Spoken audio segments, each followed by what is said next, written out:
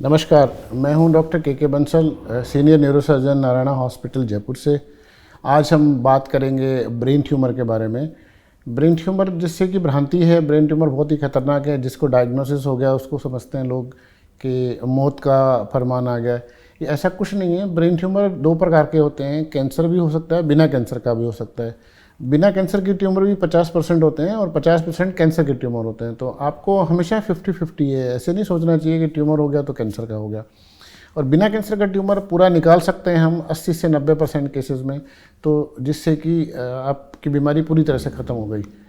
तो brain tumour में सबसे ज़्यादा इंपॉर्टेंट चीज़ जो है कि हमें कैसे पता चले कि ब्रेन ट्यूमर हुआ है सामान्य आदमी को। जैसे कि सर दर्द होना, उल्टियाँ आना, मिर्गी के दौरे आना, चक्कर आना, एक हाथ पैर में कमजोरी आना, ये धीरे धीरे सिम्टम आते हैं, लक्षण आते हैं। आंखों की रोशनी कम हो जाना, कान से कम सुनाई देना, विभिन्न प्रकार के ट्यूमरों में विभिन्न प्रकार के लक्षण आते हैं। इसी प्रकार से जैसे कि सिर दर्द हुआ, उल्टी आई, नींद कम आना और कमजोरी हो जाना, झंझनाहट होना, तो फिर आप तुरंत अपने डॉक्टर से मिलो। अगर उनको लगेगा तो वो सीटी स्कैन कराएंगे, एमआरआई कराएंगे। तो फिर उसके बाद में हमें पता चलेगा कि दिमाग में गांठ है, और गांठ है तो किस प्रकार की है, फिर उसका क्या इलाज किया जा सकता है। ज़्यादातर गांठों के लिए का इलाज ऑपरेशन ही होता है, चाहे कैंसर की हो या बिना कैंसर की हो।